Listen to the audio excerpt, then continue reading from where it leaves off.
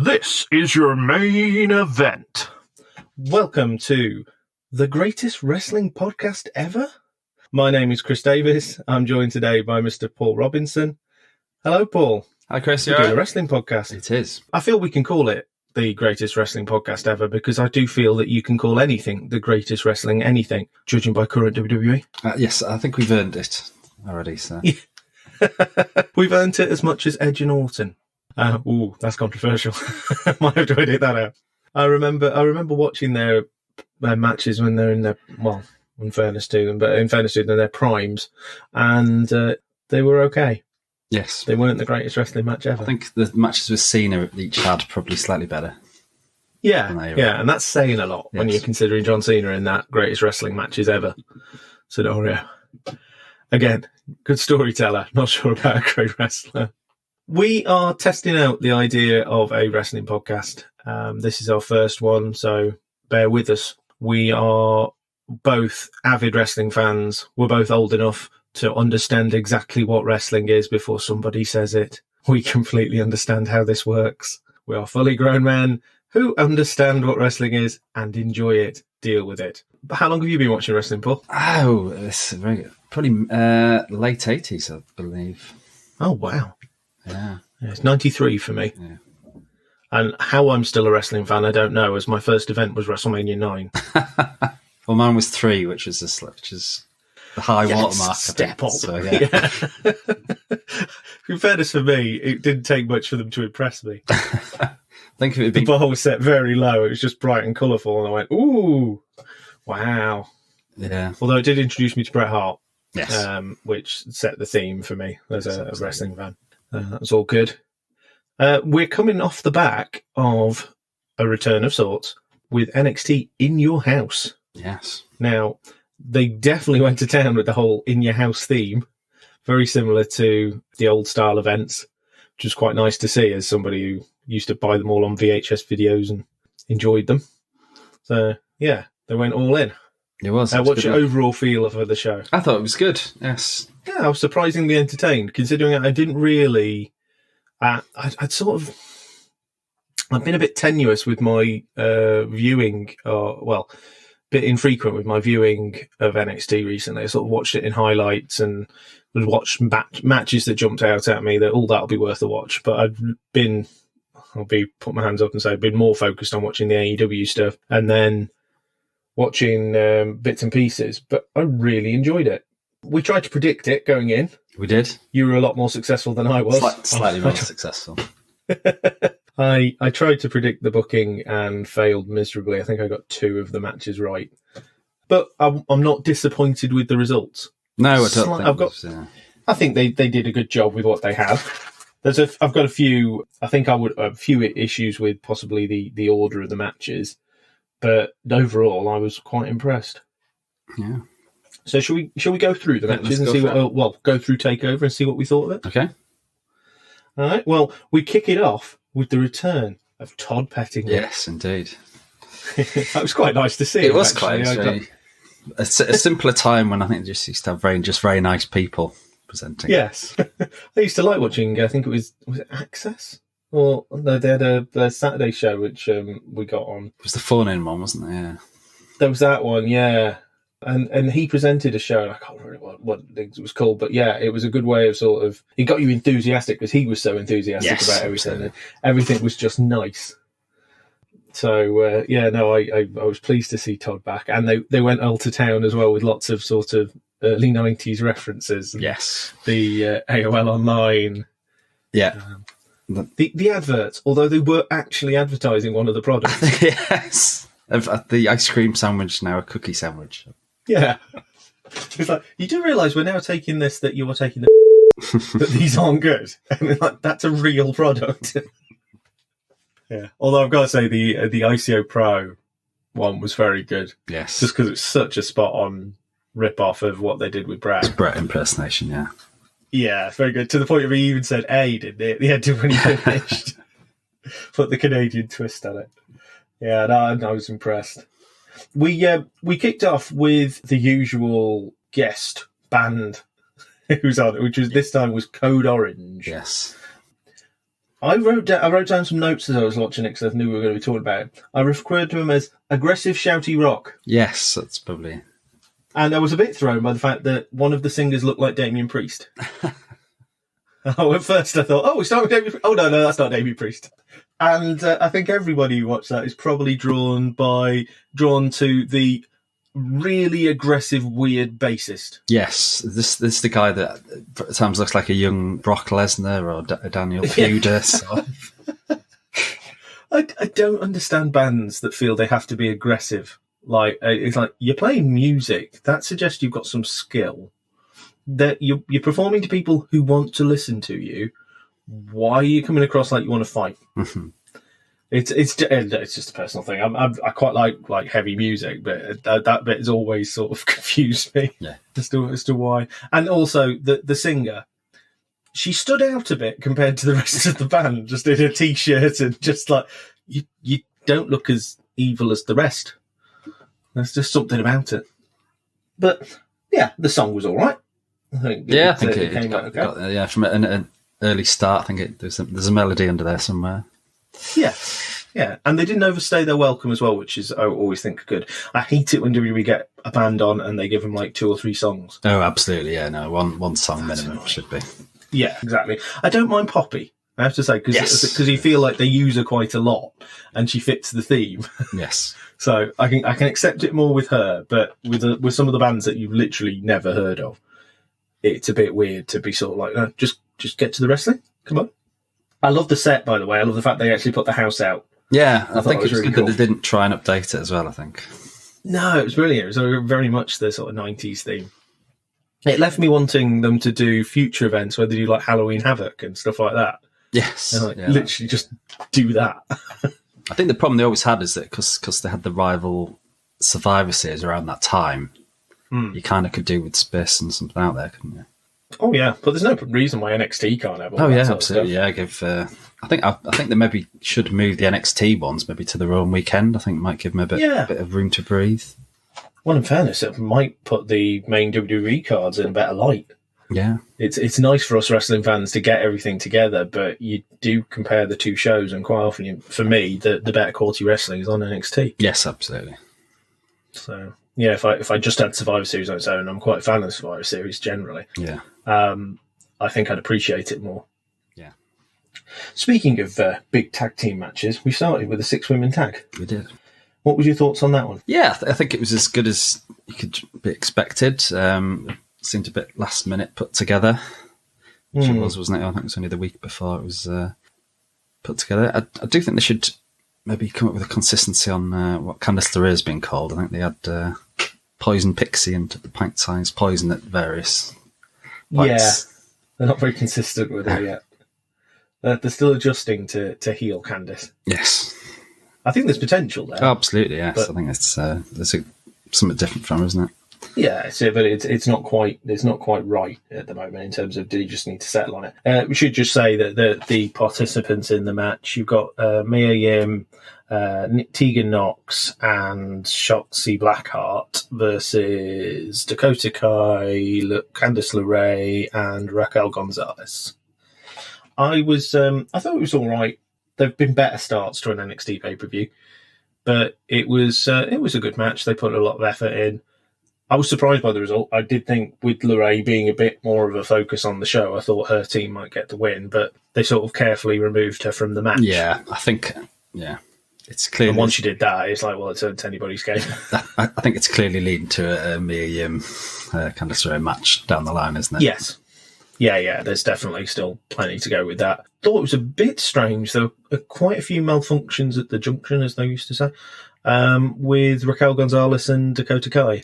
That looks like that might be on fragile ground slightly, which I'm surprised about because there's not that much of a space for them to do separate stuff. But yeah, well, yet anyway. It's quite early, isn't it, for that breakup, isn't it?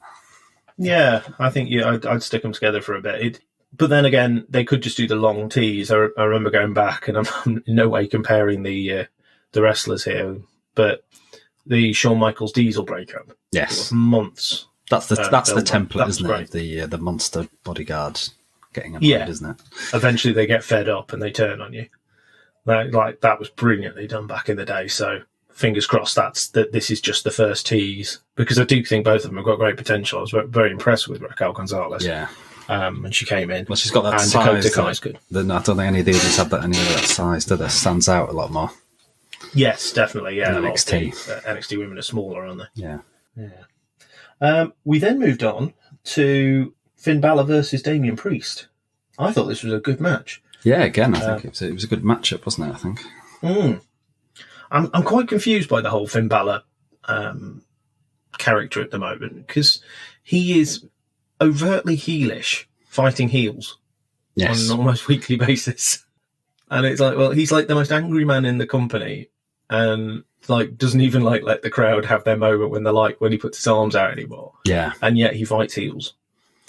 And I like it, don't get me wrong. I think I prefer attitude Finn Balor to boring black and white Finn Balor. But it is a bit weird. It's like, which side are you on? Yeah, well, he sort of came back and you thought very much a heel sort of, I'm going to show these kids what the big guys are like. And then, but then pretty much sort of looked to obviously start a feud with Adam Cole, who was like a longer running title. And obviously there's the match with Walter, which should have taken place in Ireland, which obviously he's going to be a huge face in Dublin, wasn't he? Which has now been moved. So yeah, it's weird that he's sort of turned face, but he's like you say, he's not playing up the theme team anymore. He's doing very insiderly sort of. Do you know what I mean? I know how it works. You take a shot at the big guy and all this sort of stuff. And, yeah, it's a cool character. It's just strangely placed. I think whether they, with it being in Ireland, they would have got a massive reaction from Finn Balor. I wonder if they're almost sort of taking a bit from like the Conor McGregor mould of, you don't have to be the nicest guy for people to love you. If you can back it up, people will back you. Yeah. Well, you can always have room, don't you, for these guys who just sort of sit there in the middle and can sort of have a fight with someone, can't you? And both heel or face. Especially in the WWE mold, the faces tend to be a bit stupid. Yeah. In that they fall for a hell of a lot, and you just think, have you not watched wrestling? You know where this is going, right? And I can switch off a lot, but when you are doing the same thing week after week, I'm starting to think you are stupid. But yeah, good match. Nasty bump on the stairs. It was, wasn't it? You never quite. It's one of those ones because obviously, I'm going to assume you've never taken anything like myself, anything similar. No, it's because we're so used to taking that flat bump, aren't you? But you're never quite sure whether actually does that hurt more because it skimmed the head or less because there's less. I don't know. It looked nasty. Yeah. Yeah, but credit to him. It was a cool move. Yeah. And yeah, we're not going to get Razor's Edge onto the stairs, but we will get what looked like a nasty fall onto it anyway, so it didn't matter. Yeah. I think a good match, and I think the right result. It elevates Priest with a decent performance. He's slowly bubbling under. Yeah. He's got potential. I think they do need to push the button a bit. Yeah, I was going to say, he's still lacking that big win, hasn't he? He's obviously he's sort of been pushed forward quite well, but then when he's come to the big feuds, like obviously with Keith Lee and previously now Balor, he's just lacking that big win of someone, isn't he? Yeah. And you think maybe he's US title level, isn't he? I think at the moment. Yeah. So. Yeah, I'd rather see him take it than some of the others that are at that level at the moment. But yeah, I wonder where they're going with him next. Yeah. He picked his shot, and unfortunately, it didn't work for him. But yeah, it does elevate him by being in the ring with good quality guys. And as for Balor, I wonder if this is... Are we now, because of the situation with the world, and we're not going to be getting Walter anytime soon, are we going to edge him towards Cole? I think it's got to be, isn't it? I think there'll be... Can't see who else is there. Obviously, there's a spoiler for who I think Cole might have it in with a TV feud in the meantime to kill a couple of weeks. Yeah. I think that it's October, isn't it? I think is that right? The Dublin's been postponed. Have they rearranged it? I think it has. Yeah, so that gives them enough time, I think, to maybe get back to actually having a really hot crowd. And I think Balor, Walter, presumably still would be the plan for that. I do want to see that match. Yeah. I have to say that is a mouthwatering. You've got that, and obviously you've got Jordan Devlin as well. I think if you could get like maybe a big, hopefully maybe a cruiserweight match for him. Obviously, it's probably too late to maybe do the unification match that they're probably going to have. But yeah, it'd be nice to see that. But you could do if you hold him off, you could have him as I never lost my belt. Yeah. Yeah. Rather than make it an actual unification, just have him going, look, I've never lost. And just on that, it'd be interesting to see whether the obvious one would obviously be Becky, whether or would that be seen as perhaps too big a star to come back and do it? I don't know. Well, because even any interaction there would be huge for her. There, yeah, just put her on the show as a say hello. It depends in October how far along she'll be. Yeah, at that point, if she's able to be there and able to travel, which I presume she can still travel at that stage. But I'm not great on these things. Then yeah, her appearance would go down well. But I think the show's going to be. It's going to get enough hype anyway. But yeah, it'd be nice to have some sort of acknowledgement of the biggest Irish character to ever go into wrestling. I think that's fair to say. The next match was Keith Lee versus Johnny Gargano. I loved the beginning. I loved Johnny coming out of the house. And the way they set that up, I thought it was very cleverly done. Yeah, I think it's opening the door. It's always better, isn't it, where they actually make use of the setting and stuff, isn't it? And they did the right thing. They did the traditional story work whereby you show it in the first act and you use it in the third. Yeah, with the key. I did actually. I saw the criticism because obviously that comes back into later when he tries to escape through the door. But obviously it's locked, and I was saying, well, he didn't. Why didn't he use the key? But then surely him then showing the key that obviously then gets used later on. So I could sort of see. I think I'll give him a pass on that one. I think. I do. Yeah, it was better to fumble around there and then stick it in his eye later on for the false finish, effectively, because. My money going into the match was that it was probably going to be a Gargano match. That wasn't me trying to predict the booking necessarily, just me going, I could see potential in him going in as the US North American champion. And obviously I was wrong. My opinion on who was going to win the match changed though as soon as I saw the tights that Keith Lee was wearing. Do you know, I thought exactly the same. Yeah, it did sort of telegraph it a bit. Because it's like, no way are they letting somebody who's wearing Black Lives Matter lose this week. To a small white. Yeah, this is the wrong message to send. Even though, actually, I think we probably both agree that Lee losing the title would be, not because they want him to lose the title, but to push him up to the title match. And obviously, but him would go. That would be there. So, but yeah, and the short-term optics wouldn't have been very good. No, they wouldn't. Good on him for nailing his close to the mass. But no, I thought the match itself was pretty cool. I loved the bit with the plexiglass where he launched him through it. You knew it was going to come at some point. If he doesn't launch him, there's something wrong, but it was very well done. Yeah, it was very well. And they brought in Candice and Mae in as well. Yeah, just for the distraction, wasn't it? For the get the old car keys in the eye. I do wonder if we've actually seen the end of this feud. I don't know if it feels like a one and done. I don't think it does it? I think especially with the first match with them brawling to the back.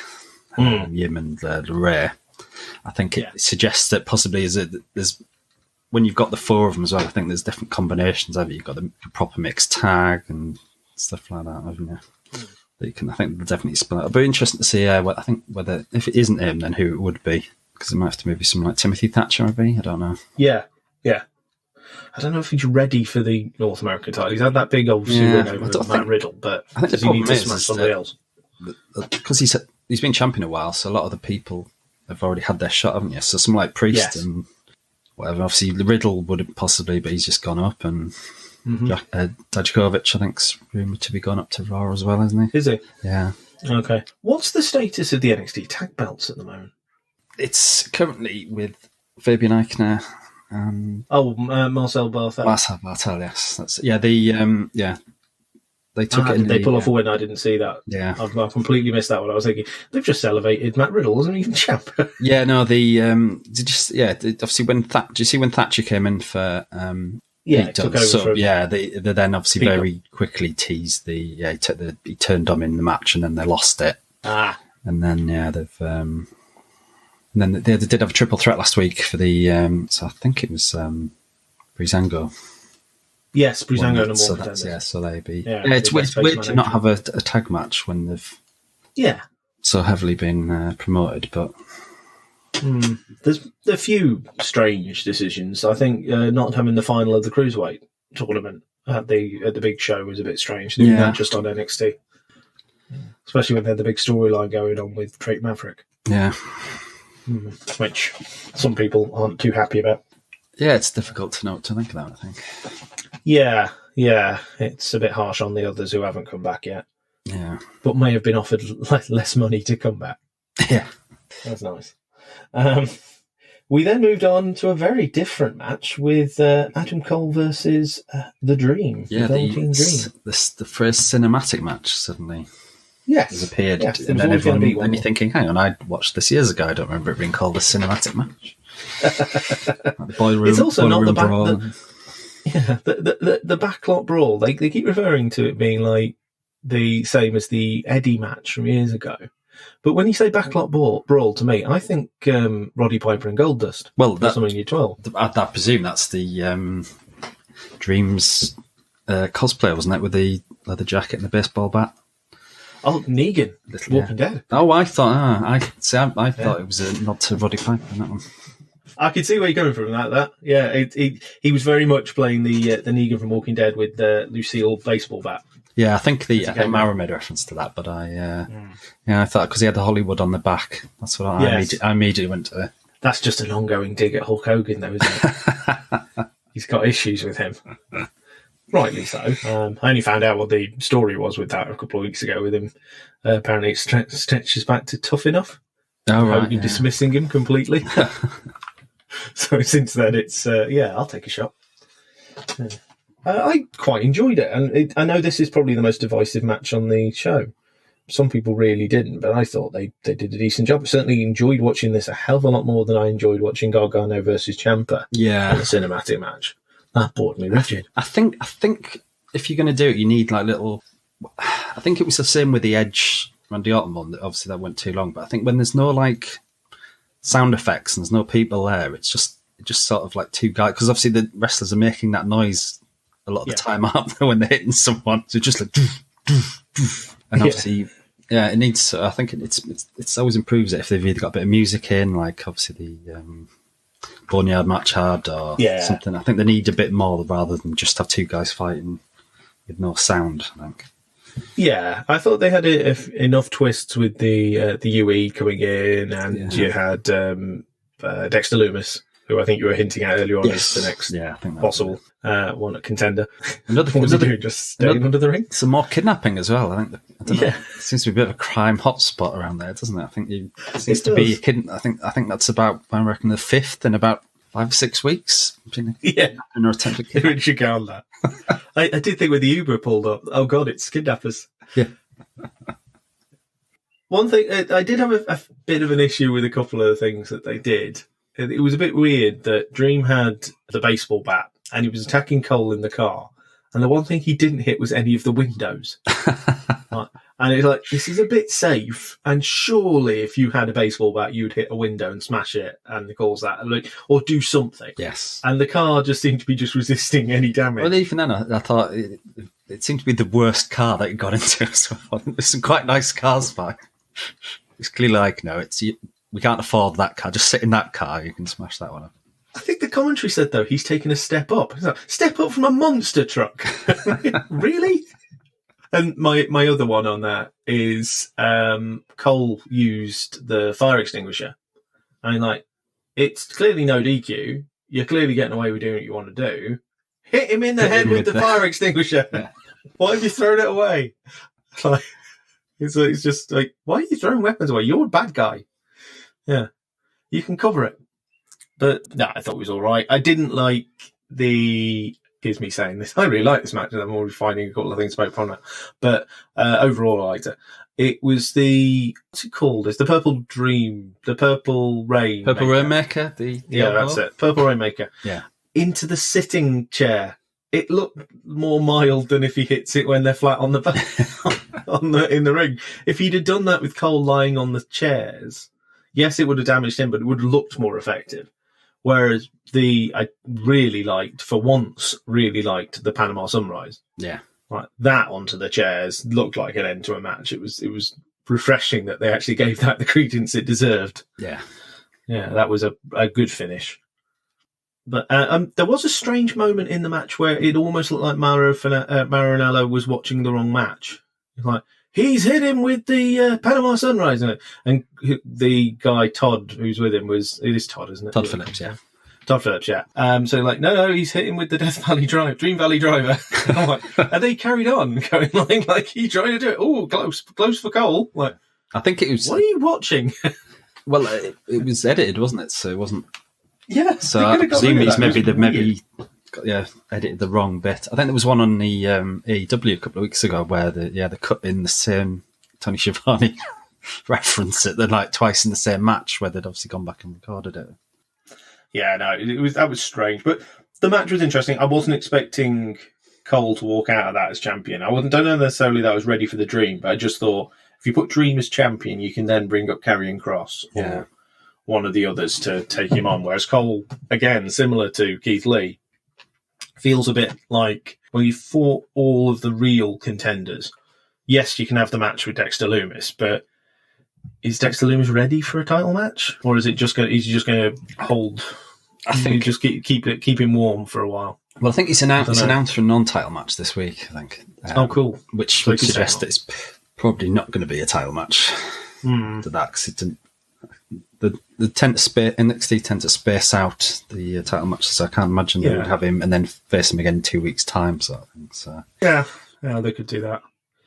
Because there's lots of rumours at the moment with Adam Cole about his contract status. Yeah. Suggesting like that he's not too long away from his contract being up. I've got to think he'll stay, surely. He's not had this run on the main roster yet. Yeah.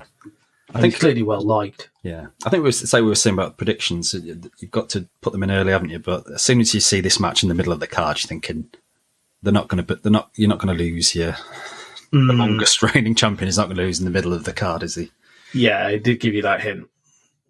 And you do wonder whether Dream's, I think it's unresolved internet issues. Maybe that might have played a little bit into. Yeah, it'd be interesting to see what they do with it. Definitely put the.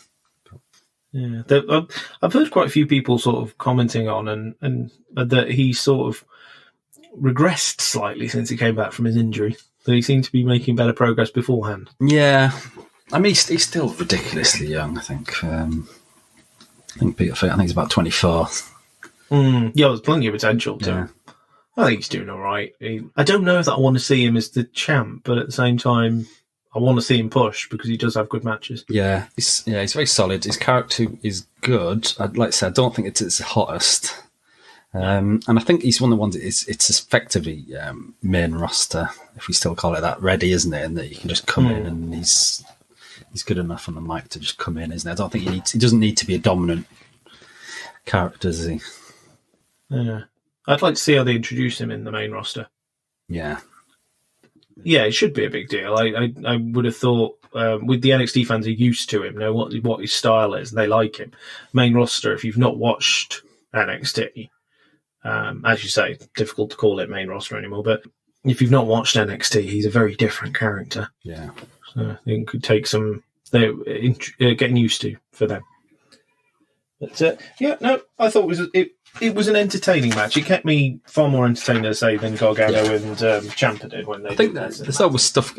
I think with it, when you've got these different elements, I think it just freshens it up. I think it's like I say, it's when the Gargano or Ciampa, it's just essentially just two people fighting with not enough interruptions, isn't it?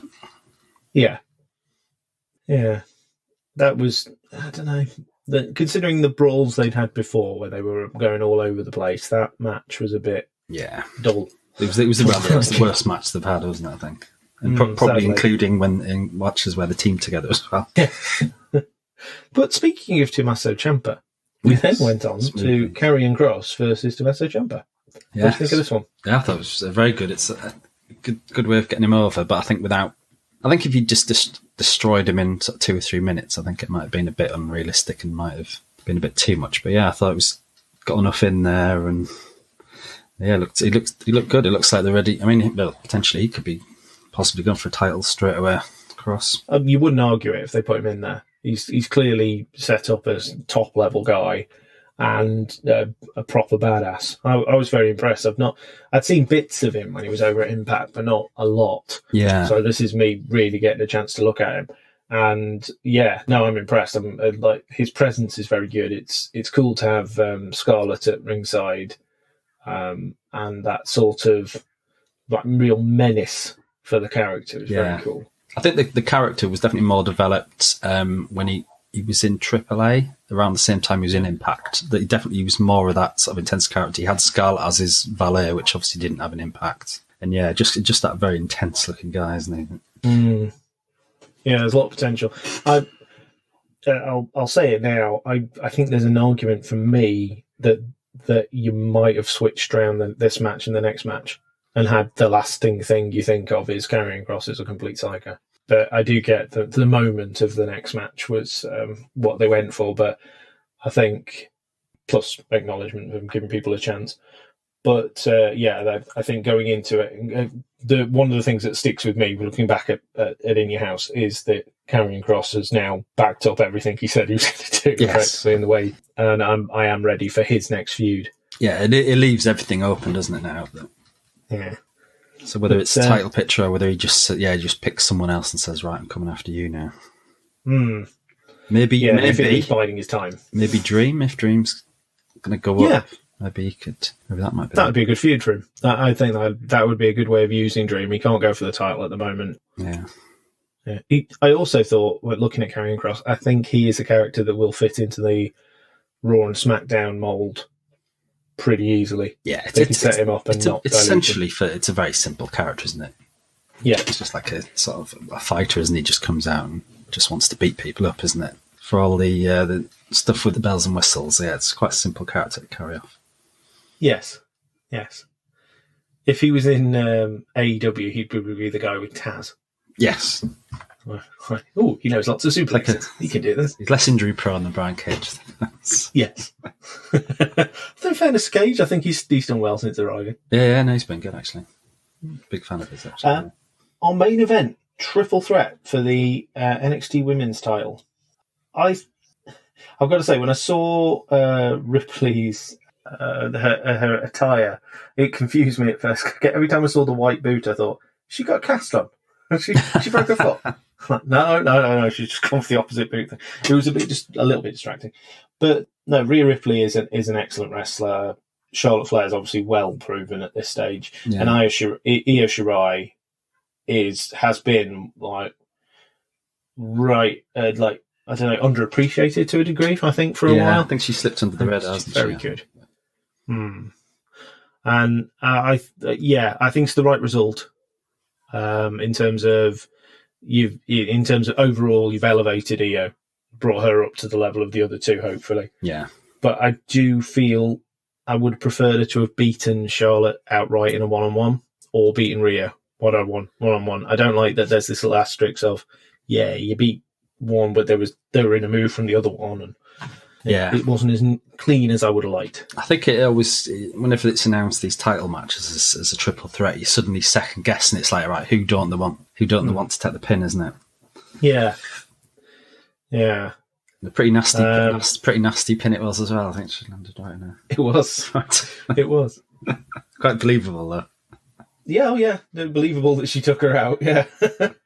Part of me did think that I understand why he did it. As much as obviously it was a nasty finish, it probably safer than landing on the legs or on Charlotte in that position when she was in the figure eight. Yeah. But hitting her and then pinning her would have worked a bit more effectively in terms of the logic of it for me. Yeah. So you've taken her out. Because there is that, unless they're going for the angle of, well, she was still in a move at the time, and people have been pinned while they've been in a figure four before. Yeah.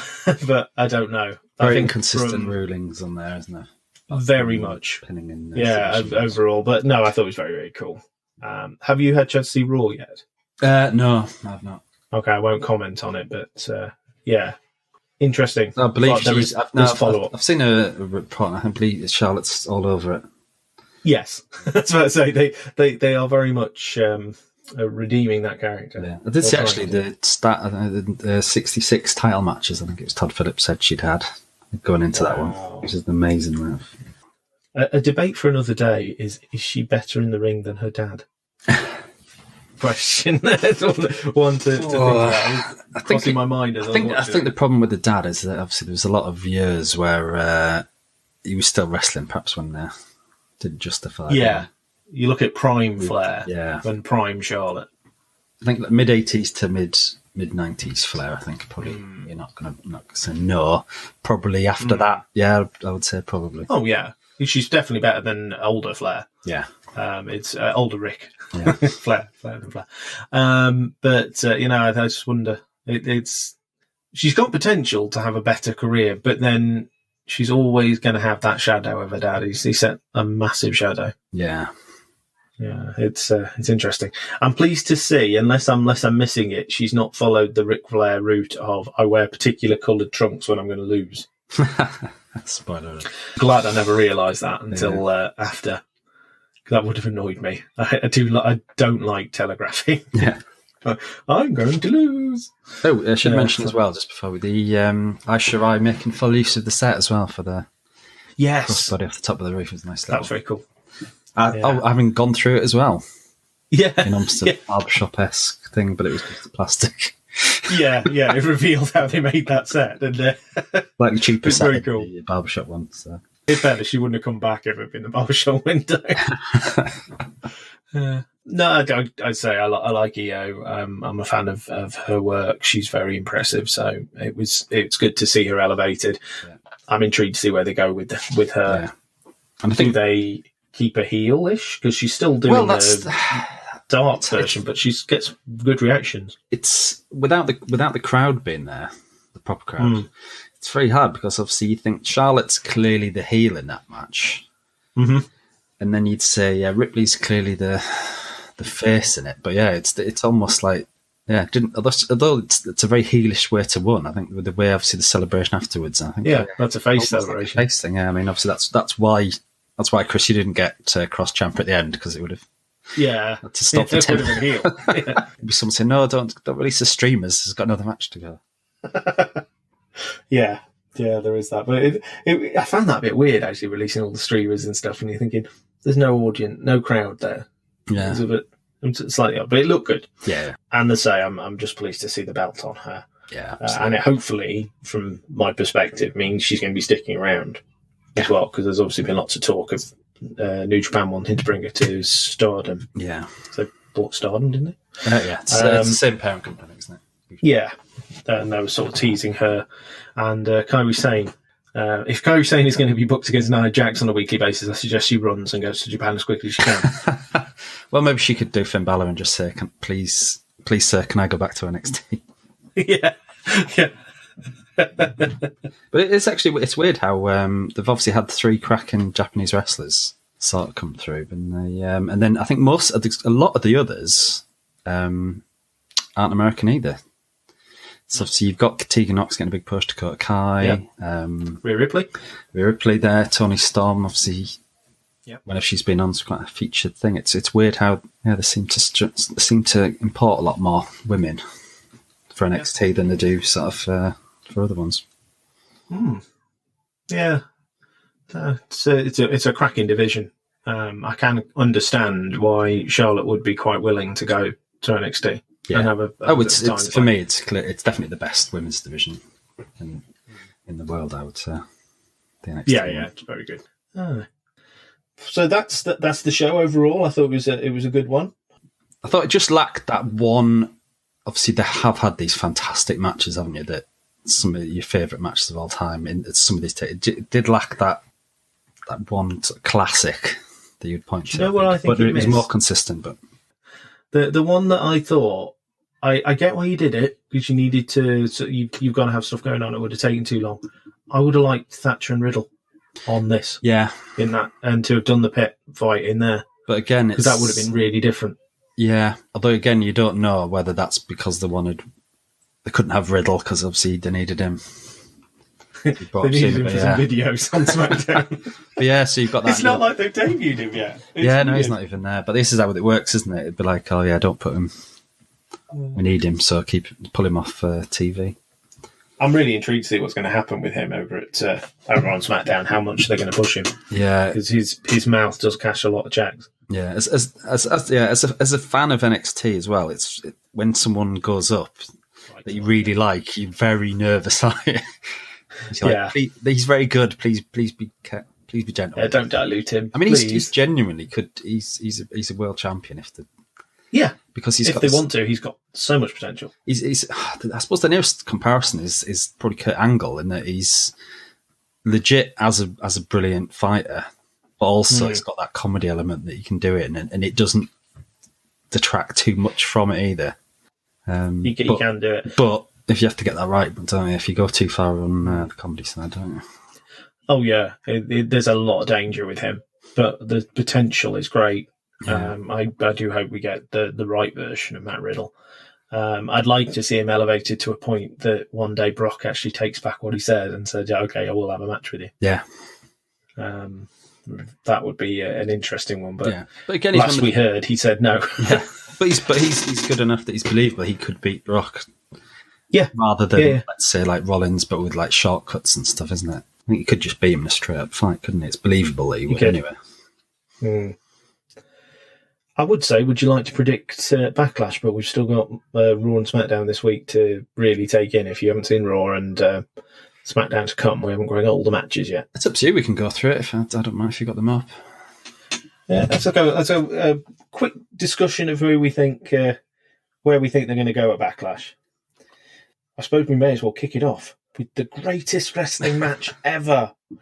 Who do we think with Edge and Orton? Well, I think I've seen a few graphics from other matches where they've kept that branding on, which means that sort of the one that'd be on the pre-show still has the greatest wrestling. Well, logic would say it's got to be Randy, hasn't it? Just on Edge had his big win. It would tie him up, wouldn't it? Yeah. And I do wonder, this whole it's going to be a great wrestling match. Is Randy just going to completely go against that? Yeah. I lured you into a wrestling match and I'm just going to destroy you. Well, his whole heel style is not to have great wrestling matches, isn't it? It's just to be a spoiler, isn't it? And just when the crowd are getting into it, it's like, no, I'm going to cut your guy down, isn't it? Yeah.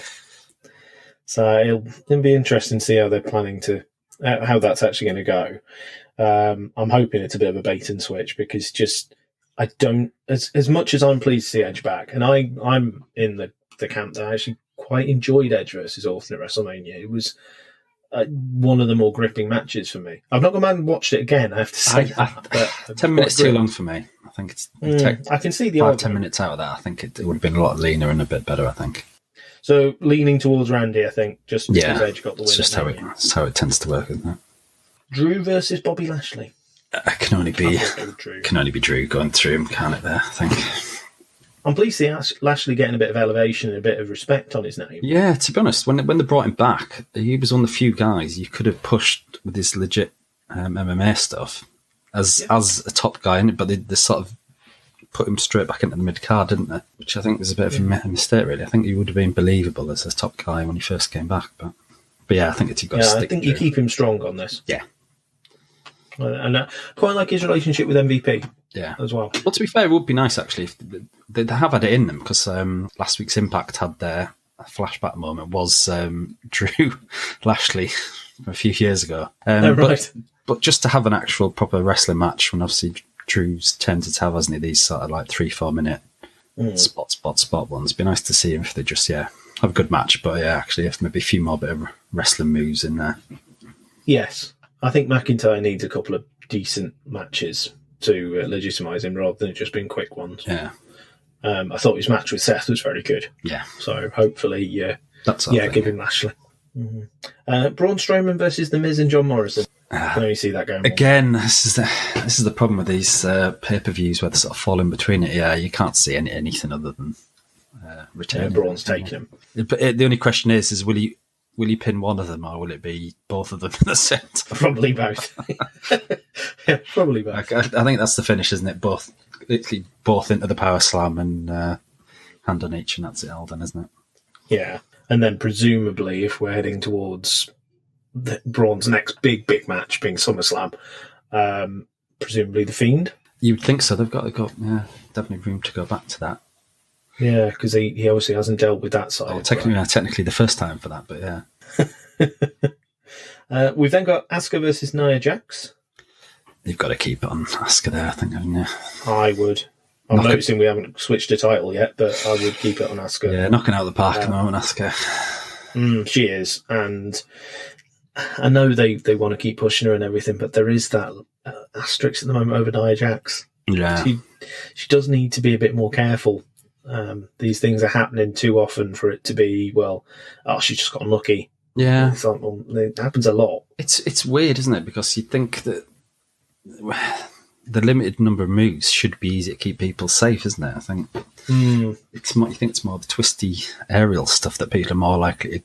You know what I mean, like the Io Shirai, if you get your moonsault wrong and you land on the wrong bit, that's what you think. That's more like you think she should be able to work a lot safer, wouldn't you? But you would think so.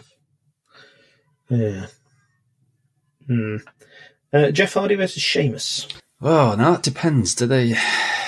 This is the one that you could see that going on for a couple of pay-per-views, couldn't you? I think I'd maybe text Sheamus to win that one and then keep the feud going. I think there that would keep the feud going. It would feel a bit definitive for Hardy to get another win, because didn't he beat him when he came back? He beat him up. I can't remember if it's an official match or not. Yeah, I almost maybe he pushes Jeff to the limit and gets a DQ win or something. Yeah, possibly. Yeah. Yeah, but yeah, I'd probably give it to Sheamus. The next match on go through the Wikipedia list. In fact, the next two matches are spoilers for Raw. Oh, you can go for it. Go on. You sure? Yeah, go for it. Bayley and Sasha Banks defending the women's tag titles versus Alexa Bliss and Nikki Cross, and against the Iconics. Just a straight triple threat, I assume, not a triple threat tag. One. I think it's too soon to take it off them, isn't it? I don't know. Again, we're going very safety first, aren't we, on these? But I'd love to see the Iconics get their belts back and give another run with them. Yeah. But yeah, it feels like this is the way you delay Sasha and Bayley. Yeah. So that when you finally have that implosion, we get it. And although I'm finding it very weird watching Sasha and Bayley at the moment, I think they're highly entertaining, but Sasha is overtly heel at times now, which obviously she's with Bayley. Yeah. But you're thinking, surely this is edging towards you being the face and Bayley being the heel. Yeah. I'd like her to show a bit more sympathetic, but she's very cocky again. Yeah, that's it. Like I say, it's clearly a breakup, but yeah, it doesn't. Yeah, whether Bayley, it would be a shame to turn her face again because she's probably heel Bayley's great. Yeah. Having to go at the announcers and things is brilliant. She's been one of the ones who've really benefited from not having a crowd. Yeah, because she's sort of taken the Kevin Owens approach of, I'm just going to shout at everybody. Yeah, I'll do commentary throughout it. I mean, the moment when she was just smashing at the wacky waving inflatable arm tube men was just told me. I think she's doing it. She's doing a good job. My gut is saying you keep the belts on Bayley and Sasha as well. But I say I would like to see the Iconics. Yeah. Get a push again. I don't want to see them. I know they teased with the slap, but I don't want to see the Iconics break up anytime soon. There's got mileage. I think that's the thing. It's some teams you break up and you think, but they can do something. You would see them not doing anything with either of them. Yeah. Well, they've shown that with not using them for so long. Yeah, I don't think they've built either of them up as there could be like a breakout singles yet. So yeah, keep them together. No, and they're entertaining with each other as well. Yeah. They've just got that chemistry. It's like, well, why mess with it? Yeah, you can maybe tease it, but don't go that way. Yeah. Although, as people will always say, WWE have this idea that all women can't get along. So at some point they will break it up. Yeah, well, that's just how they book the main roster, isn't it? As opposed to say NXT, where it seems to be a lot more fight based, doesn't it? Yeah. And the final match on the card is, again, spoiler for Raw, Apollo Crews defending against Andrade. For the US title. But again, my instinct is that it's a bit early to take off Crews, but then you're thinking there's got to be a title change in somewhere. You would figure there'll be one, but they could do a show without. Crews is getting a decent push. Andrade had the belt for ages and did nothing. I know he's gone for some of that time, but that was his own fault. Yeah. But he didn't really move the needle, particularly as US champion. So I don't think we're desperate to get it back on him at any time soon. Yeah, I think it would keep it on Cruz. And I think he'd have to keep it on Cruz, wouldn't you? It would kill him to just sort of like give him this big push and then within a month take it back off him. Yeah. Even if he is sort of wins it back in a month's time or something. Yeah. Yeah, I think I'd stick with that. This is a very dull card, isn't it? This is yeah. It's like a house show, isn't it? Everyone keeps the title. We have potentially got the greatest wrestling match ever, though. Yes. So, well, I presume that's got a headline, hasn't it? It better have. Yeah. Like, nothing can compare to that match. Yes. Clearly. But if it's on the pre-show. Yeah. Yeah. That'd be hilarious. Yeah. Plus, presumably, we'll get some sort of pre-show tag match. At some point, we've got to have Viking Raiders versus the... they called them the Spirit Squad. Yeah. Street Profits. Street Profits, That's what I meant. I'm getting a bit fed up of them doing their sporting events. Yeah, it's weird. It's like, I don't know what they're waiting for there, but yeah. It's like, we've got a really badass tag team, and we're going to make them look like fools. Yeah. And we've got a cool tag team who we're not going to use particularly as a tag team. It's very weird. Yeah, they're the goings on in terms of WWE at the moment. I don't know if you've seen, but New Japan have announced they're going back into business. Yeah. No fans, isn't it, initially? But yeah, I think they need to. I'm excited about that though, because I'm ready for some New Japan. Yeah, I keep thinking, I'm not up to date, and then I remember, wait a second, yes, I am. Nothing is happening. Well, I love it, but I've just watched the big shows. There's obviously I think there's enough there to keep.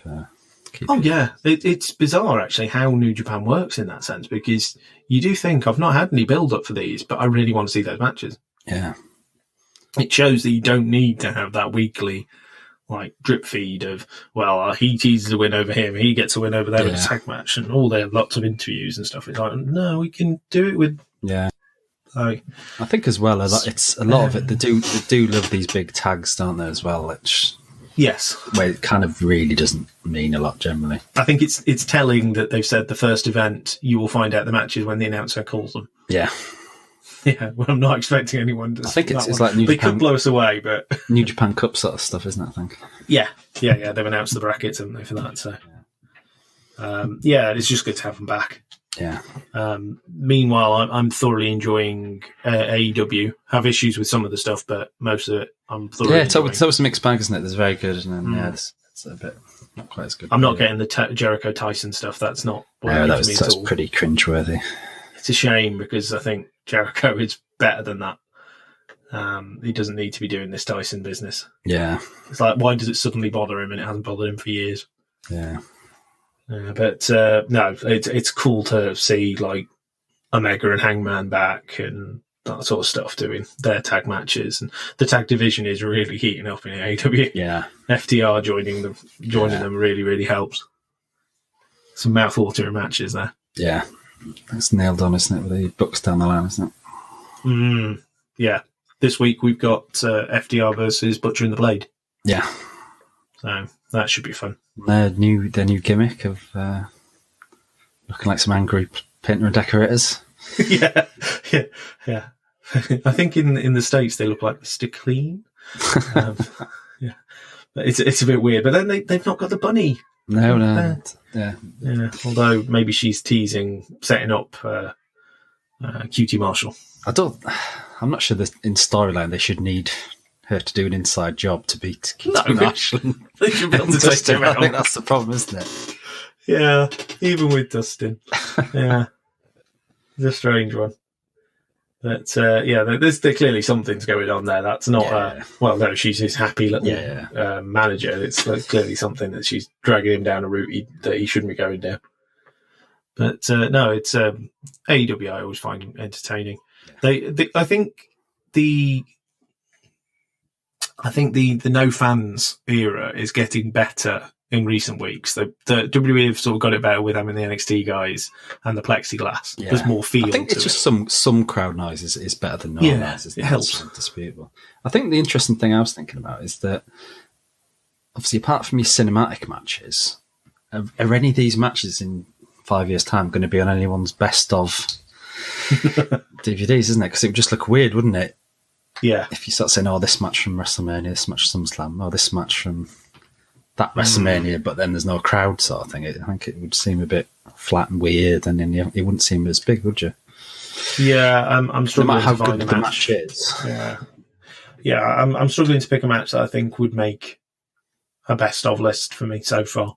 The only one I could think is if they had, hopefully, if he keeps a Drew McIntyre one, obviously you'd have to have his win there. But again, it would just because of the meaning of it. It wouldn't be anything to do with the match or anything, would it?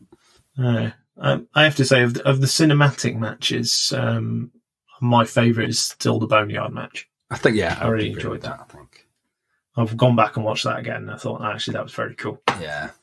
I think I'm waiting to see what happens. I think it's this Sunday we get the next part of the Last Ride documentary. Yeah, I still must get that watched. I highly recommend it. It's a really good watch. It's notable that they've waited to release this one. I just wonder why. Yeah.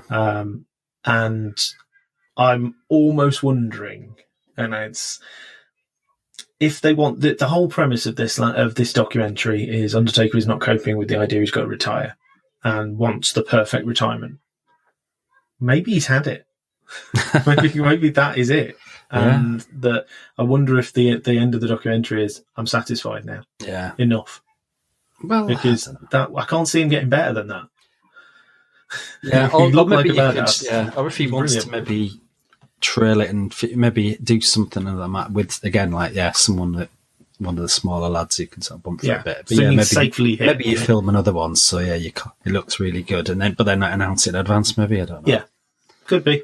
They seem to be AJ's still teasing the Undertaker, isn't he? Yeah, he's still saying stuff. So whether they're thinking maybe SummerSlam, maybe a straight up match with them, but my thought is the Boneyard match really allowed them to showcase the Undertaker in the right way and protect him. Yeah. By presumably it was filmed in lots of bits. Yeah.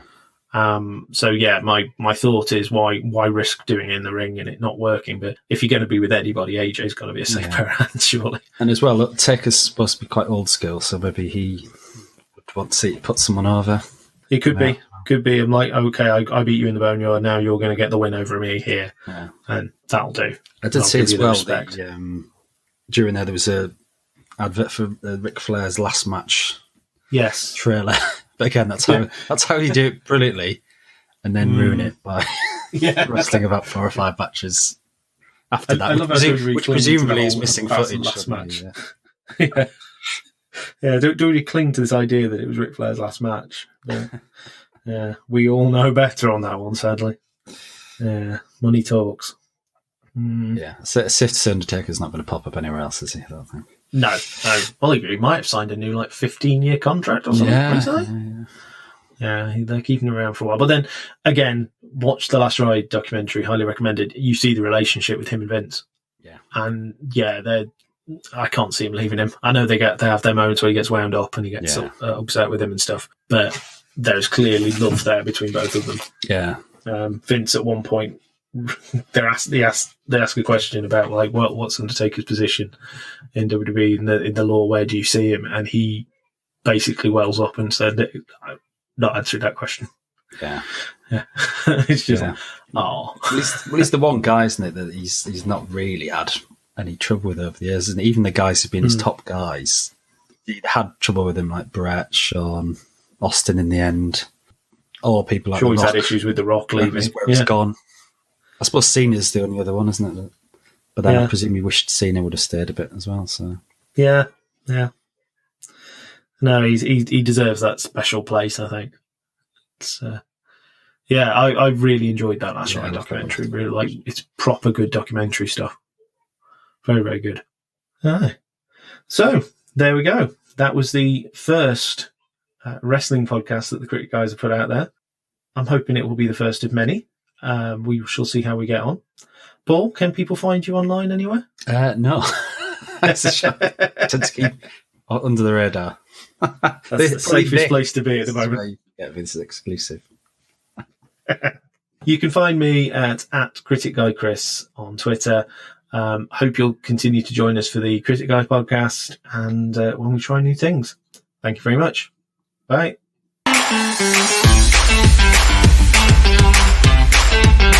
Bye.